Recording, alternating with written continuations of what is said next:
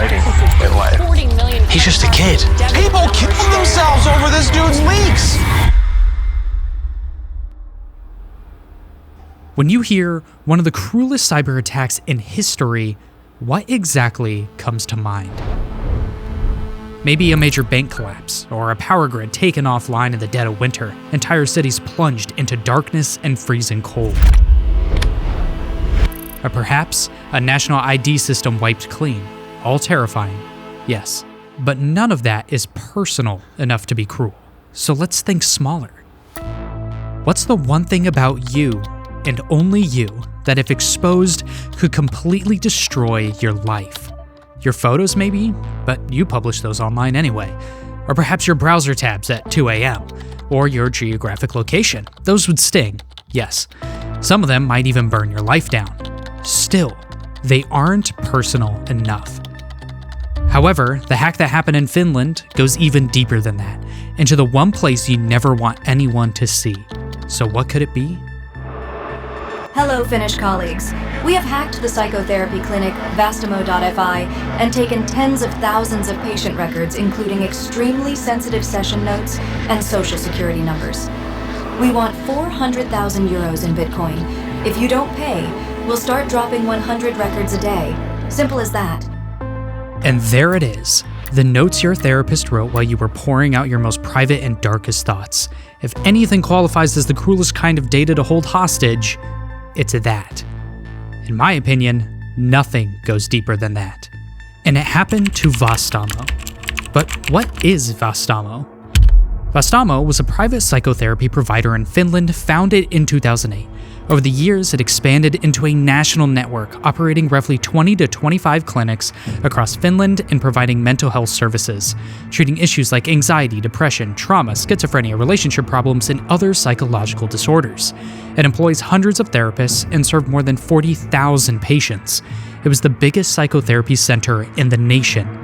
And in a country as small as Finland, chances are you either went to Vastaamo yourself or you knew someone who did. And they kept everything about their patients backed in an online server. The hacker, who goes by the name Ransom Man, claims he just hacked into Vastaamo and stole sensitive data of tens of thousands of patients. The post was published in Tori Lauta, a Finnish language site in the deep web. It is like a bulletin board for drugs and other illegal goods, but it also functions as a general discussion forum. Ransom Man is asking the company to pay 400,000 euros in Bitcoin to erase the leaked data. At this point, Vastaamo had no idea the hack had even happened. All they knew was that their IT team had been alerted to a possible breach, a warning they didn't treat seriously. As the largest psychotherapy provider in Finland, they are used to random threats, spam, and low-level extortion attempts, so this one is no different. And that is their first big mistake. Now, even in the hacking world, a place not exactly known for politeness or empathy, this post was met with pure outrage. There were no congratulations, no nice job, none of the usual ego stroking. Instead, the reaction was overwhelmingly hostile. Hackers were disgusted. They called him a script kiddie, meaning a beginner who doesn't know what he's doing, told him that he had crossed every line and made it clear he wasn't welcome in their circles. A comment said, "What the hell is this?" So even in a community that often celebrates chaos, the post was universally despised.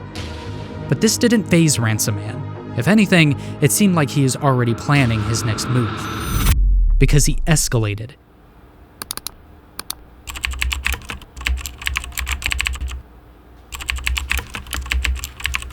He began emailing Vastaamo CEO Ville Tapio directly, making sure the message is received.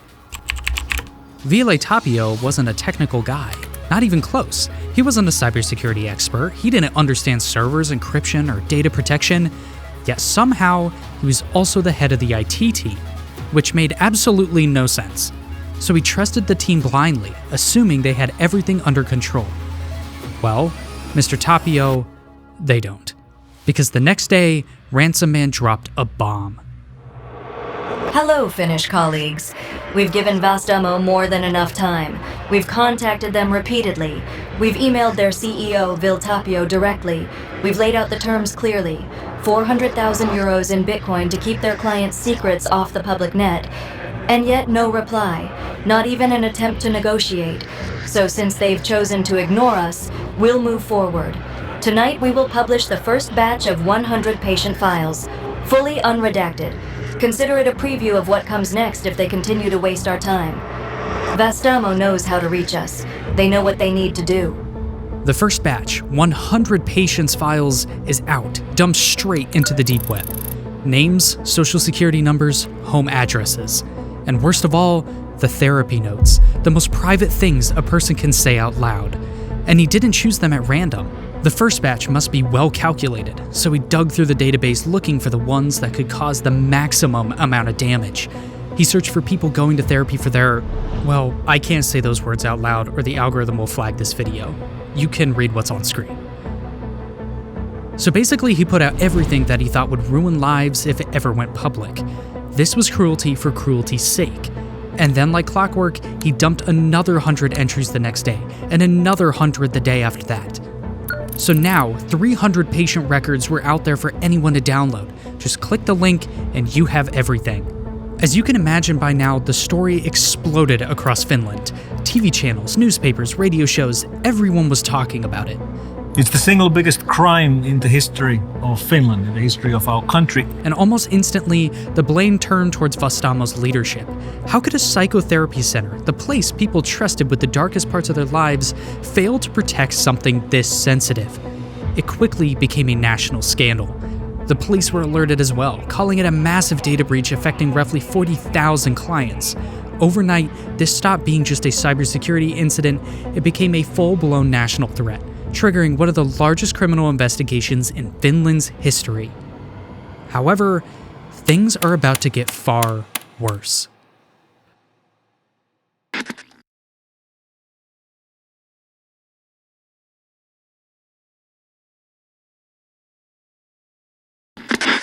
Vastamo stayed publicly silent, and for good reason. Behind the scenes, they were working closely with the police, trying to trace the tracker.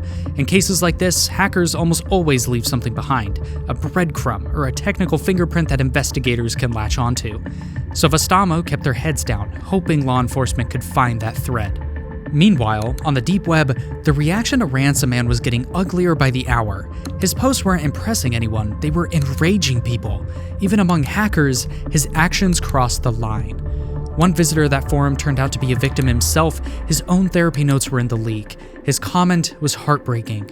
"Hang on a minute, this is my data. Please, please don't post it." It's too late. But there was also people laughing, not at Ransom Man, but at Vastamo. According to Ransom Man, it was really easy to penetrate the company.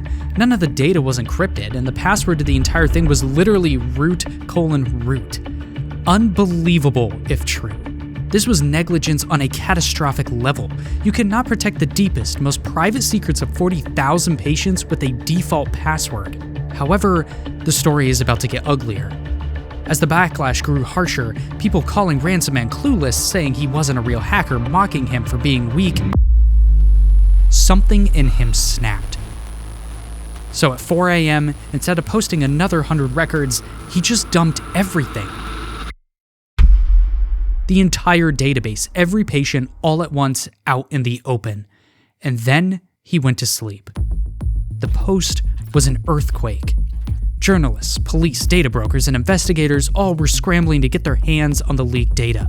Vastamo, meanwhile, remained shrouded in secrecy, carefully trying to manage the situation behind the curtains. But here's the thing, getting hold of that data wasn't easy. Sometimes it was downright impossible, and all for one simple reason: internet speed. You see, the file was 42 gigabytes compressed into a 10 gigabyte tar file, huge for the dark web, and Tor network isn't built for that. It's slow, unstable, and chokes the moment too many people try to download something at once. So you had thousands of people trying to download a 10 gigabyte file from the same server, and everything started to slow down. Downloads froze or got corrupted halfway through. Some people ended up with only 10 megabytes, others maybe 200 megabytes, just small pieces of the full leak. The police managed to get 2 gigabytes of the whole file. And it was just enough. Because inside those broken files, the police found something. A mistake. probably the biggest mistake a hacker has ever made.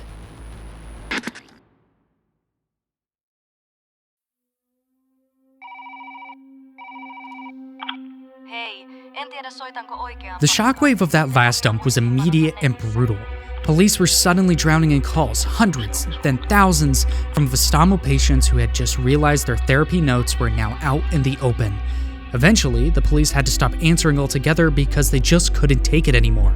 People were panicking, they were terrified. And honestly, who wouldn't be? These were the kind of things that should never be exposed. These were secrets of normal folks, high government officials, celebrities, and even children. The police, on the other hand, just found a loophole, and Ransom Man has no idea. You see, in cybersecurity, investigators always talk about breadcrumbs, those tiny traces a hacker leaves behind without even noticing. A breadcrumb can be metadata inside a file, like timestamps or software versions, server logs showing which IP accessed what and when, a config file revealing the tools they used, or even browser fingerprints like SSH keys or bits of code, anything unique to that attacker. In digital forensics, these are basically a signature. And here's the problem. When you're leaking a massive database, gigabytes upon gigabytes of files, it is almost impossible to clean every trace. Something will slip, especially when you're rushing in the middle of an extortion attempt. And that's exactly what happened to Ransom Man. When he dumped the entire database publicly, he didn't just leak the victim's files, he leaked his own, by mistake. Inside that giant file, he had accidentally included his entire home directory, all the stuff he should have double-checked, but didn't. And buried inside those files was something investigators only dream about, a real, exposed IP address. Not a Tor route, a raw IP. That single IP gave investigators a place to go to. Helsinki, the same city where the cybercrime unit is operating.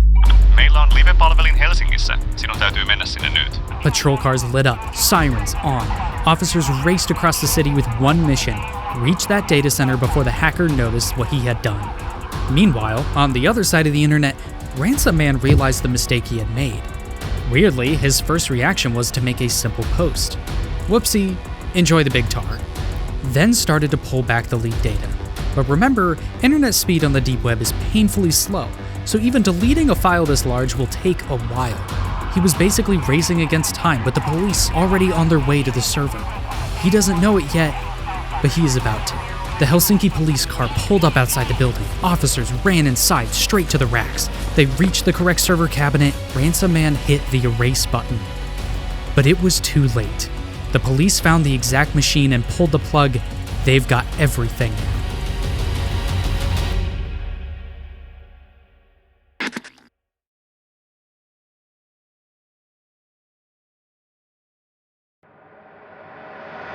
As you probably already know from the news, we have broken into the medical database of the medical records of the Vastamo agency. We are contacting you because you have used the therapy and/or psychiatric services provided by the response center. Because the management of this company has refused to take responsibility for their own mistakes, we regret that we will have to ask you to pay to keep your personal information safe. Please follow the instructions below to send bitcoins to our address. If we receive 200 euros worth of bitcoins within 24 hours, your data will be permanently deleted from our servers. If we do not receive this payment within 24 hours, you will still have another 48 hours to acquire and send us 500 euros worth of bitcoins. If we still do not receive our money after this period, your details will be published for all to see, including your name, address, phone number, your social security number, as well as your detailed medical history, which includes transcripts of your conversations with a therapist/psychiatrist at the Vastamo. This was the highest point of the hack, and frankly, the moment where Cruelty hit its peak. You see, once the police took control of the server Ransom Man used to leak the data, they also took down the website altogether, the one thing he was using to pressure the company. With that gone, he had come up with another way to make money. So he sent his email in bulk to every single patient, all 31,980 of them. If they don't pay 200 euros within 24 hours, the price would jump to 500. And if they still don't pay, their entire data would be published. Amongst the victims is a 57-year-old man called Koka who agreed to go public about his experience of the hack. He was dealing with depression related to a painful divorce. This escalated to suicidal ideations when he was diagnosed with aggressive kidney cancer and given only a few years to live. So he sought professional help in Vastaamo since 2017 until he received the email. There are periods when I'm depressed and can't sleep, and at one point I was but I'm going to die anyway, and it won't take long. For my wife and children, however, this will affect them forever. While I do not have long in my life, what happens if someone uses my personal data after my death? There's nothing I can do about it. And that is true. The hack was far worse than most people realize. The dump included everything someone would need to steal a person's identity in Finland. Name, social security number, address. That alone is enough to walk into a store and open a line of credit in someone else's name. Furthermore, if the store uses Klarna's credit services, the thief wouldn't even need to show up in person. They could use the leaked data online and the store would never know the difference. Klarna didn't require strong identity verification back then, just the basic details that were now fully exposed. At this point, Finland realized it was facing something it had never seen before. Because after the hacker began extorting the victims directly, the situation got out of control. Some victims couldn't cope with the emotional pressure, resulting in several of them tragically taking their own lives. There's no official confirmed number, but some reports indicate that at least 6 people died by suicide after their therapy records were exposed. This was the moment Finland's president stepped in, publicly condemning the attack as ruthlessly and relentlessly cruel. He made it clear that the hunt for the perpetrator wouldn't stop at Finland's borders. The entire European Union was now involved, and no matter how long it took, they vowed he would be found. And that promise wasn't just political drama, it was backed by real progress. Because behind the scenes, investigators had already uncovered something huge. They had a name. The name of the hacker.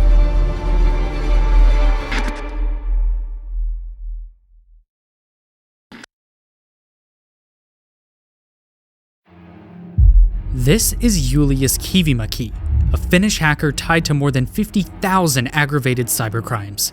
If you can think of it, he's probably done it. He was accused of being part of the Lizard Group that knocked PlayStation Network and Xbox Live offline in 2014, shutting down gaming worldwide on Christmas Day. The group was also behind a fake bomb threat on an airline carrying Sony Online Entertainment CEO John Smedley. A stunt so serious it triggered a response from US Air Defense and forced a commercial flight to be diverted, all because Julius and his friends thought it would be funny. Julius was also running crypto-based money schemes, pulling in huge sums through fraud and technical manipulation. Kivimäki would set up fake trading platforms, spoof payment confirmations, and hijack digital wallets. However, the group eventually split up, and from that point on, Julius was on his own. By now, police knew exactly who he was. They had a name and a face. Immediately, he was put on Europol most wanted lists. And while the investigation was quietly closing in, Julius was still moving money. Some Vastaamo victims did pay. The Bitcoin came in, and he cashed out what he could, thinking he was still one step ahead. But he wasn't. Behind the scenes, Finnish investigators were working with Europol, following every breadcrumb he had left behind, that added up over time. Julius went underground. He moved constantly, changing locations, using fake identities, trying to disappear into Germany, France, the UAE, Spain, until he didn't. In early 2023, French police received a call about a domestic disturbance at an apartment just outside Paris. Nothing special, just another routine call. When officers arrived, Julius handed them a Romanian passport. But something felt off. The accent didn't match, the story didn't quite line up. So they checked, and within minutes, everything clicked. They realized that the man standing in front of them is the guy behind Vastaamo's disturbing hack. He was arrested on the spot, extradited back to Finland, and put on trial. The same person who once laughed on forums, who thought he was untouchable, was now sitting in a courtroom facing the people whose lives he had shattered. Eventually, he was sentenced to 6 years and 3 months in prison, a number that feels small compared to the damage left behind. After the Vastamo breach became public, Veli Tapio was relieved of his duties as CEO in October 2020 amid criticism that he had known about earlier breaches but failed to secure the systems properly and did not report them in a timely manner. He was later criminally charged under GDPR for failing to protect clients' sensitive data, specifically for not implementing required safeguards like pseudonymization and encryption. The data breach that has taken place is an incomprehensible tragedy that should never have happened. I am shocked by the incident, Tapio says. I'm deeply sorry for all the other stakeholders. I understand my responsibility as the CEO, but I am also accused on a number of false grounds. In April 2023, the Helsinki District Court found Tapio guilty of a data protection offense and handed him a 3-month suspended prison sentence. Vastamo never recovered from the hack. The company collapsed under the weight of the damage, the lawsuits, and the loss of trust. By early 2021, it was declared bankrupt and the original psychotherapy center quietly ceased to exist. Some services were later transferred to another provider so therapy could continue, but Vastamo itself was gone. No rebuilding, no comeback, just an empty name, left behind by one of the most devastating data breaches in European history. Thank you for watching this video. If you enjoyed, please subscribe, it helps us out a lot. This is Shortery,